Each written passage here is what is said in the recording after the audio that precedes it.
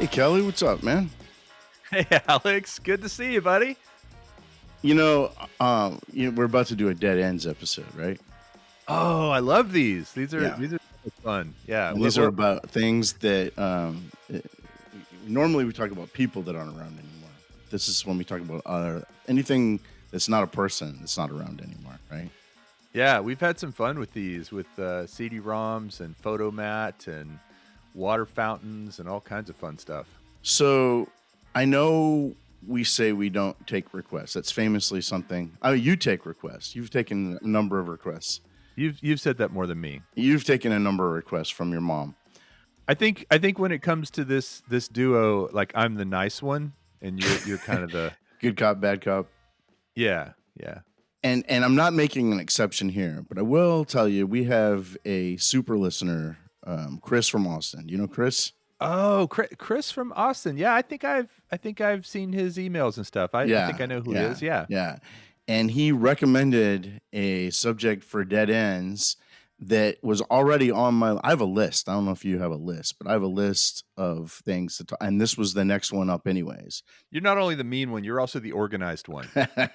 Well, it's gonna sound like I'm placating Chris from Austin, but Chris, I already had this up, buddy, but it gave me a little lift under my wings to let me know that it was what the people are looking for.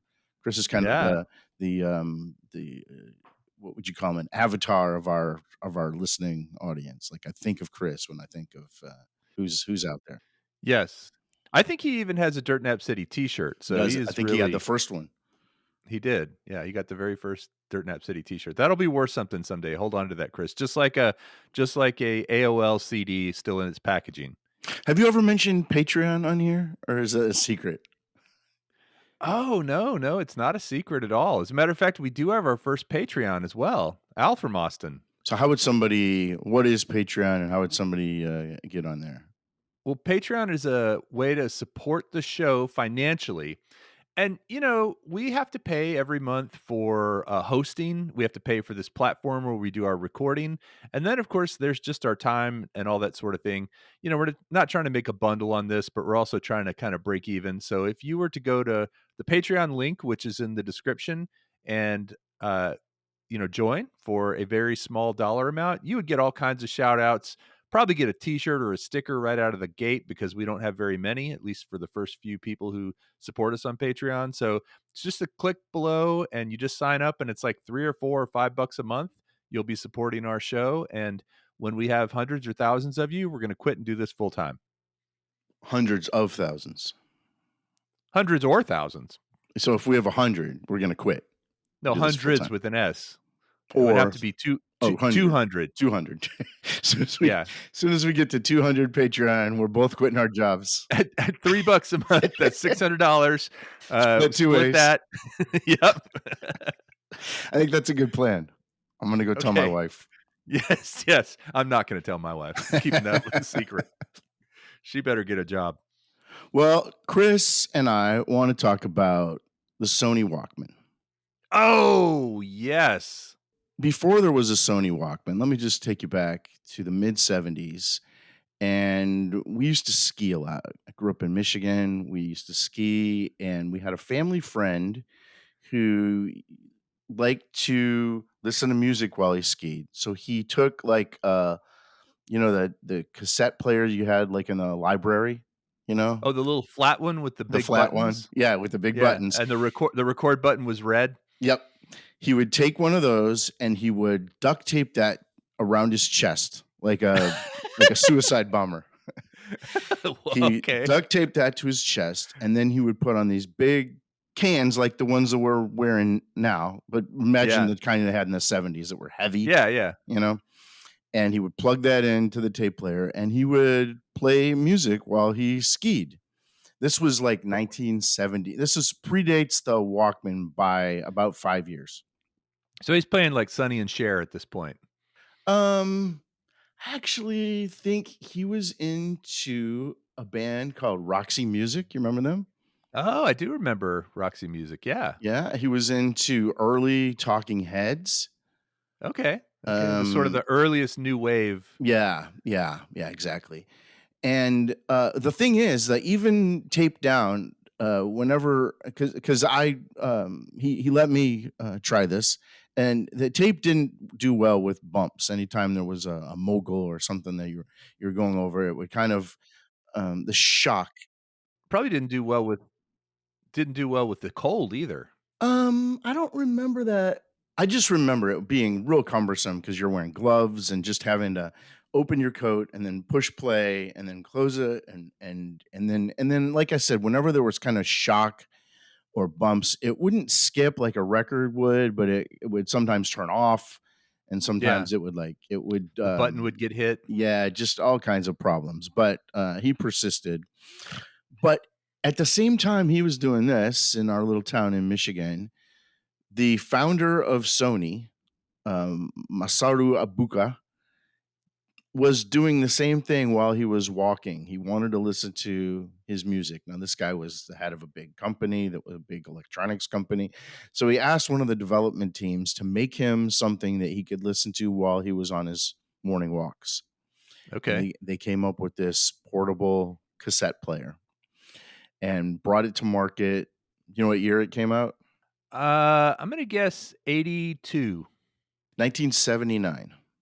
79. Okay. 79, it came out, it was a cassette player, and it sold for $150, which in today's money would be about $680.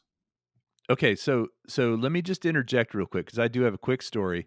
Uh, it probably was around 82 was the first time I saw one, and I was at summer camp, and one of the campers, one of the other kids, I was 12 at the time, 11 or 12 years old. One of the other kids had one with him, and I thought it was the coolest thing. He was listening to music on it. He let me try it. Very immersive, and portable. You could walk around with it. You could lay on your bed with it, whatever you wanted to do. And I remember when I got back home, I wanted to get one. I was like, I really want that. And I remember checking the price and it being like 200 and something dollars. Now Probably maybe it was a was by different then. model. Well, it was Yeah, 150 in 79, so I'm sure that by the time it got popular and everybody wanted one, and they got a little more advanced, so by 82, 83, yeah, it's probably over $200, which again, in today's money is like $800. yeah, and I just remember being shocked at how expensive it was, thinking, "Wow, this is just a cassette player," but it was really the miniaturization of it that did it, right? Yeah, absolutely. They thought originally that it was gonna sell about 5,000 units a month, and it sold 30,000 in the first 2 months. Dang. They actually, do you know what year they stopped production of the cassette Walkman? Probably 95? These things are always a little later than you think. 2010 was Wow, the you could last. still buy a cassette Walkman in 2010. Yeah, and it's funny because I went to eBay and checked, and I thought they would it would be really expensive if you had like, no, you can still buy one for like 35 bucks. Wow. Cassette Walkman. In fact, you can buy some of the originals from 1979 when they weren't even called Walkman yet. When they came out in the US, well, they were called Walkman in Japan, which is kind of, when you think about Walkman, is kind of a clumsy word that doesn't make a lot of sense in English. Now it Yeah, does. but you said the Sony founder wanted to go for a walk, and so kinda Right. makes sense. And he was a man. That's true. Yeah. But it's not really an English word, you know? Yeah. In the US, the first one was called the Soundabout. Okay, and that a Sony product or someone Yeah, else it was made the it? Sony Soundabout, which was the same thing as the Walkman, but they just called it Walkman in Japan. In Australia and Sweden, they called it the Freestyle. In the UK, they called it the Sony Stowaway. But really, the Walkman is the one that kind of took hold, and it's what we know today. But I found a Soundabout last night on eBay for $48, like an Wow. original 1979 Soundabout. It In still in the packaging works. or No, no, gently okay, used. had gently used, yeah. 45 years later, it was gently used. AA batteries. You know, when you think Yep. about that, that's kind of a game changer. You don't have to charge it or anything like that. Just throw some AA batteries in that thing and away you go. They sold 220 million of these cassette players before it was all said and done. Dang. 220 million. Pretty much everybody had one by the end of its run, right? At some point in their life. And later they came up with the Discman. You remember the Discman? Yeah, yeah. Now that had a lot of problem with skipping. You know, if you tried to do anything with that, it would skip. Yeah, they changed the name of Discman to CD Walkman. I think they were trying to just keep that Walkman brand, but I like Right. Discman better. They still Yeah. sell some flash memory players that are kind of still going to that Walkman brand, but it's not really a thing anymore. You remember the Microsoft Zoon? I think we talked about Yeah, that once we've talked before. about that before. Yeah. Yeah, that was kind of a failure, wasn't it? In It was. 1986, they introduced Walkman in the Oxford English Dictionary. That's when you know you really made it, right? When just anything to refer to a portable listening device is a Walkman. It doesn't have to be the Sony brand anymore, you know? I think with older people, people our age, maybe even a little younger, but people who grew up with that, you could even say to somebody who's listening to their phone, who has headphones plugged into their phone or ear AirPods or, whatever sort of Bluetooth headset you're listening to, you could say, "Turn off that Walkman," or, Right. "I'm gonna listen to my Sure. Walkman," and people would know Sure. what you were talking about. Absolutely. They added a radio in '82. That might be the model that you first were turned on to. So let me talk about that real quick. Actually, my parents ended up getting me one, and I have to say, my parents usually got me the better. It seems like throughout my life, when I wanted something, we wouldn't get it right away. They would wait a little while, and then they would get the um, slightly more expensive and slightly more advanced thing. So, for example, I got an Intellivision instead of an Atari, right? And Intellivision was sort of next generation. We've already established that you're kind of silver spoon upbringing on the last episode. I I remember when they got me a camcorder, like I had asked for a certain camcorder and they got me a better one that did more things. But on the Walkman, they got me a Toshiba. And the Toshiba, interestingly, you mentioned a radio, it did the cassette player thing, but it had auto reverse, so it would reverse the tape and play the other side, which I don't know if the original Walkman had. You had to actually pop the tape out and flip it over. But also it had a thing that was the shape of a cassette tape. I wish I still had this thing. It was pretty cool. You put it into the cassette slot and it was the radio module. It Oh, I basically remember those. It had like an antenna inside it. I guess I don't I can't remember what it looked like. It was a Toshiba, but yeah, I was so happy when I got that thing and I used it for years and years. Well, it really changed society when you think about it. It was a big deal to listen to your own music privately. In fact, a lot of academic articles are written um, about some of these um, constructs called like auditized looking and things like this. But the idea is that you had control over your own environment. Some people say the world changed the day that the Walkman was released, and just in terms of how we move about our world. Here's something that's crazy too is that between 1987 and 1997, the number of people that walked for exercise increased by 30%. Now, you could say it's because of the Walkman, or you could say the Walkman was answering this demand. It might have been Jane Fonda and the running boom and all that, but talk about something coming at the right time and probably helping that along. I mean, you could just have control over your own world. In fact, in 1983, cassettes for the first time outsold vinyl records, and Yeah, certainly because had of their this. portability. Yeah, of course.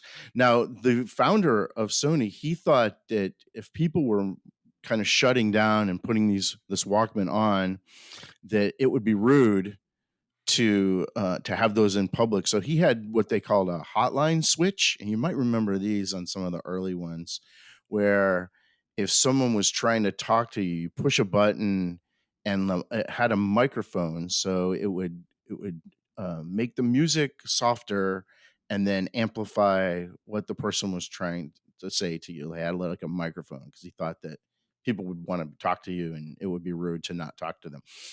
Later, that was removed because what happened, and we know this now, it seems obvious now, is that by having control of your own environment and wearing headphones, it makes you look busy, and Yeah. nobody does come up to you and try to talk to you. and some say that's a bad thing, and some say that's a good thing. It definitely moving around with a Walkman, as you know, makes boring things interesting. It can make a car drive. It can be a soundtrack to a boring car ride or a morning walk. Um, and this idea of auditized looking is the idea that you can escape eye contact just by putting headphones on. That people don't mess with you. In a sense, you become invisible. It's almost like wearing dark sunglasses. It's like, don't mess with me. And some might say that's a bad thing, that we are disengaging from the world, but others say it's control. And sometimes when we're out in the public, we don't necessarily want to engage with other people. And this is a way to kind of mute yourself. It's almost like you have a secret from the rest of the world. They can't hear what you're hearing. And they found that people that wear headphones tend to be more happy, more confident, and calmer because they're enjoying the world around them. So you know that when we do these recording sessions, this is a soundtrack for a boring recording session. I'm listening to music. I d Absolutely. these Oh, headphones oh, don't have your voice in them. They have music playing. I'm just lip reading. Oh, I thought you meant that we are the boring soundtrack to someone else's day. Oh, yeah. That's man, this is getting really meta, isn't it?